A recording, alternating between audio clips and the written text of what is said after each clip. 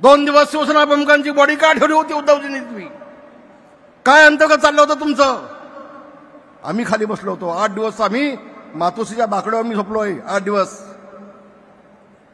दिवस मातोश्रीच्या बाकड्यावर झोपलोय.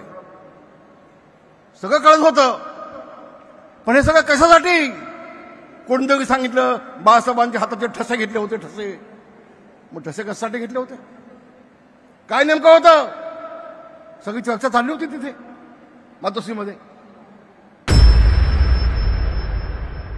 गो ब्राह्मण प्रतिपालक, हिंदवी स्वराज्य संस्थापक, सिंहासनाधीशित जाणता राजा छत्रपती शिवाजी महाराज की, छत्रपती शिवाजी महाराज की जय. शिवाजी जय. भवानी.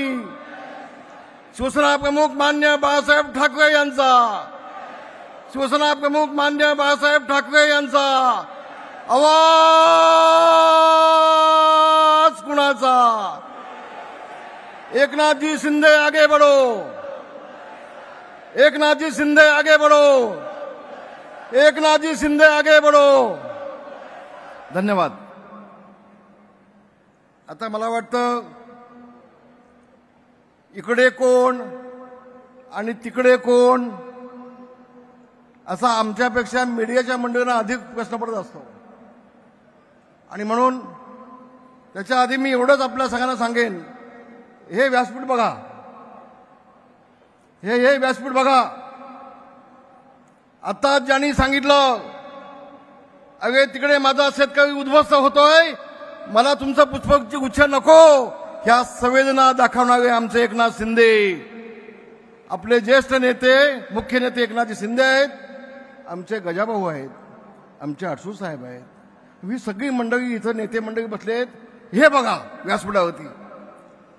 आणि मगाशी येता येता मी माध्यमामध्ये पाहिलं, तिकडचं व्यासपीठ पाहिलं आणि तिकडचे नेते पाहिले. वायकर साहेब मला हसायला आलं. वायकर साहेब मला हसायला आलं. एक वेळचं ते शिवसेनेचं व्यासपीठ, कुठे दत्ताजी साळवी, कुठे दत्ताजी नलावडे, कुठे मनोहर जोशी, कुठे नवलका साहेब, कुठे वामनराव महाडिक साहेब, कुठे आमचे सरपोतदार साहेब. आणि आत्ताचं व्यासपीठ पाहिलं ते शिवाजी पार्कचं, मी वाईट वाटलं, डोळ्यातून पाणी आलं. उद्धवजी, तुम्हाला मुख्यमंत्री पदाचा हव्यास होता, हव्यास, आणि मुख्यमंत्री झालात काँग्रेससोबत जाऊन. आणि म्हणून ही मराठी माणसाची एकत्र असलेली मूठ ही फोडण्याचं पाप तुम्ही केलंय. होय, तुम्ही केलंय. शिवसेना प्रमुखांच्या विचाराला तिरंदाजी दिलीत, शिवसेना प्रमुखांच्या विचाराला काळीमा फासलात आणि काँग्रेससोबत जाऊन सोनिया गांधींच्या पायावरती शिवसेना घाण ठेवली. अरे मला अभिमान वाटतो एकनाथजी शिंदे यांचा. त्यांनी निर्णय घेतला, होय शिवसेना प्रमुखांचे विचार आम्ही खाली पडू देणार नाही, शिवसेना प्रमुखांचे विचार पुढे घेऊन गेल्याशिवाय राहणार नाही, ही भूमिका एकनाथजी शिंदे यांनी घेतली. आणि म्हणून शिंदे साहेब, आज हे सगळे शिवसैनिक आहेत ना, हे तुमच्या पाठीशी खंबीरपणे उभे आहेत. हा सगळा शिवसैनिक महाराष्ट्रातला, मुंबई ठाण्यातला फक्त. मला शिंदे साहेबांचा फोन आला, रामदास भाई, संबंध महाराष्ट्रात दुष्काळग्रस्त झालाय, मोठ्या प्रमाणामध्ये पाऊस पडलाय, लाखो कुटुंब उद्ध्वस्त झालेत. आणि म्हणून हा आजचा दसरा मेळावा जरी असला, आनंदाचा मेळावा असला, तर आपण सगळेजण शेतकऱ्यांच्या दुःखात सहभागी झाले पाहिजेत. आणि फक्त महाराष्ट्राचा मेळावा न घेता फक्त मुंबई ठाण्याचा आपण घेऊया. मला खूप समाधान वाटलं, खूप समाधान वाटलं. संवेदना आहेत या नेत्याला.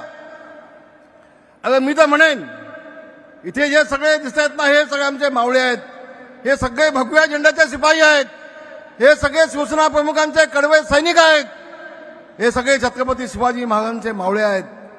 इथं सगळे मावळे आहेत आणि तिथं जमलेले सगळे डोमकावळे आहेत, सगळे डोमकावळे आहेत. काय तुमचा कार्यक्रम काय? मराठी माणसाला संपवायचा ना? होय बांधवानो,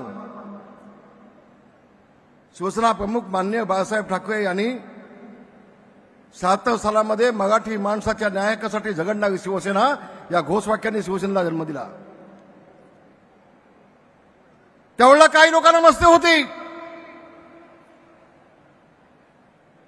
मुंबई तुमची, भांडी घासा आमची, अशा घोषणा त्यावेळेला होत होत्या. मराठी माणसाला सन्मान नव्हता. आज मराठी माणूस ताट मानाने जगतोय, तो फक्त शिवसेना प्रमुख मान्य बाळासाहेब ठाकरे यांच्यामुळे जगतोय. असं म्हटलं तर मी चुकीचं म्हटलं असं मला वाटणार नाही. बांधवांनो, काय केलं उद्धव साहेबांनी? तुम्ही 30 वर्ष तुमच्या हातामध्ये महानगरपालिका आहे. 30 वर्ष आम्ही घेणार. त्या बिचारा राज ठाकरेंच्या पाठीमागे भिकेचा कगोटा घेऊन चाललाय. अरे मला भीक दे, ये माझ्यासोबत. आता तो भाव आता काय करतो काय माहिती, आता भीक देतोय की भीक देत नाही की सोबत येतोय. पण एवढं सांगेन, 2 भाव नाही, आणखी इकडे तिकडे कुठे असलेले 10 भाव सोबत असले तर मुंबईतला मराठी माणूस उद्धव ठाकरेला राजकारणातून कायमचा गाडल्याशिवाय घालणार नाही. हा विश्वास माझ्या मनामध्ये आहे. बांधवानो, मी खूप अस्वस्थ आहे.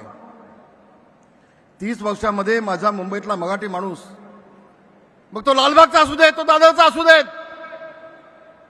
तो गिरगावचा मराठी माणूस असू देत, ही सगळी माणसं आता आहेत कुठं? सगळी नालासोपाईच्या पलीकडे गेली, कल्याण डोंबिवलीच्या पलीकडे गेली. उद्धव ठाकरे पाप कुणाचे आहेत? कुणाच्या हातात नगरपालिका होती? अरे गिरगावमध्ये जिथं मराठी माणूस होता, जिथं आमच्या गिरणी होत्या, तिथे 50-50, 60-60 माळ्याच्या बिल्डिंग झाल्या आणि त्या बिल्डिंगमध्ये एकही मराठी माणूस शिल्लक नाही. पाप कुणाचं? कुणाची महानगरपालिका होती? कुणाच्या हातामध्ये होती? तुम्ही 30 वर्ष फक्त टक्क्याचं राजकारण केलं. शिंदे साहेब, 2 वेळेला मला शिवसेना प्रमुखांनी विधान परिषद दिली मुंबईसाठी, पण मला मुंबई महानगरपालिका जाण्याचा अधिकार नव्हता. जाण्याचा अधिकार नव्हता. महापौर बसला तरी मला तिथे जाण्याचा अधिकार नव्हता. ही अवस्था आमची होती. आणि म्हणून मी आपला एवढं सांगेन, मी अधिक बोलणार नाही. बोलणाऱ्या निवडणुकीला मी वाट पाहतोय. मुंबई महानगरपालिकेची निवडणूक कधी येते वाट पाहतोय. पण उद्धव ठाकरेंना शिवसेना प्रमुखांचं नाव घेण्याचा अधिकार आहे का? आता बाप म्हणून नाव घेऊ शकता. राजकीय दृष्ट्या म्हणतोय, सॉरी, आता पुन्हा तेवढंच मीडियामध्ये येईल. शिंदे साहेब, मला एक विनंती आहे तुम्हाला. शिवसेना प्रमुखांचं निधन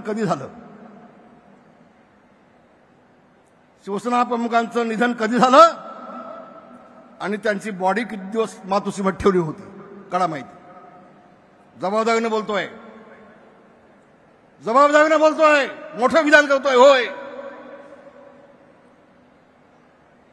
शिवसेना प्रमुखांच्या वती उपचार करणारे डॉक्टर आहेत. आज त्या डॉक्टरांना विचारून घ्या, डॉक्टर पगावना विचारून घ्या, 2 दिवस शिवसेना प्रमुखांची बॉडी का ठेवली होती उद्धवजींनी? तुम्ही काय अंतर्गत चाललं होतं तुमचं? आम्ही खाली बसलो होतो. 8 दिवस आम्ही मातोश्रीच्या बाकड्यावर मी झोपलोय. 8 दिवस मातोश्रीच्या बाकड्यावर झोपलोय. सगळं कळत होतं. पण हे सगळं कशासाठी? कोणतरी सांगितलं बाळासाहेबांच्या हाताचे ठसे घेतले होते. मग ठसे कशासाठी घेतले होते? काय नेमकं होतं? सगळी चर्चा चालली होती तिथे मातोश्रीमध्ये. आणि पुढे जाऊन माझी विनंती आहे, बाळासाहेबांचं मृत्यूपत्र कोणी केलं, कधी झालं, त्यामध्ये सही कुणाची होती, कळा सगळी माहिती. अरे तुम्ही आम्हाला काय शिकवता? शिवसेना आम्ही मोठी केली, शिवसेना मोठी आम्ही केली, जेल आम्ही भोगलेत, तुम्ही आम्हाला संपवताय. तुम्ही मनोज जोशीला संपवलीत, तुम्ही गजानन कीर्तिकांना संपवलीत, तुम्ही ढाकेने संपवलीत, तुम्ही दिवाकर गावतेला संपवलीत, तुम्ही रामदास कदमला संपवलीत, तुम्ही एकनाथ शिंदेच्या पाठीमागे पडलात. अरे नेमकं तुम्हाला हवं होतं काय? ज्यांनी बाळासाहेबांना 50 वर्ष साथ दिली त्या नेत्यांना संपवायचा विडासमूह उचलला बाळासाहेब गेल्यानंतर. आज यात शिवाजी पार्कमध्ये मेळावा चालू आहे.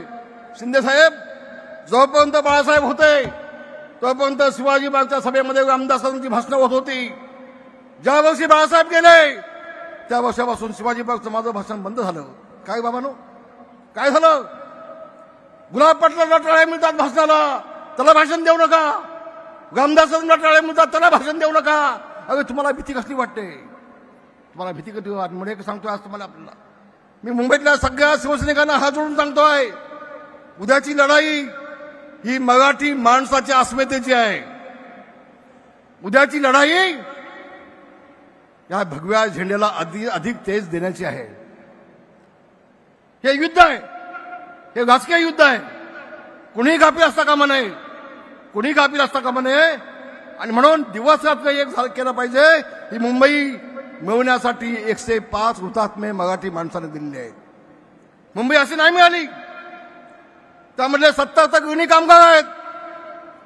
आणि म्हणून ज्यांनी 30 वर्ष या मुंबई महानगरपालिकेचा वाट लावून टाकली, उद्ध्वस्त करून टाकली, फक्त टक्के खाल्ले, मराठी माणसाला उद्ध्वस्त करून टाकलं, त्या उद्धव ठाकरेला उद्याच्या राजकारणातून कायमचं उद्ध्वस्त करून टाका ही विनंती करण्यासाठी बांधवांनी मी आपल्या समोर आलेलो आहे.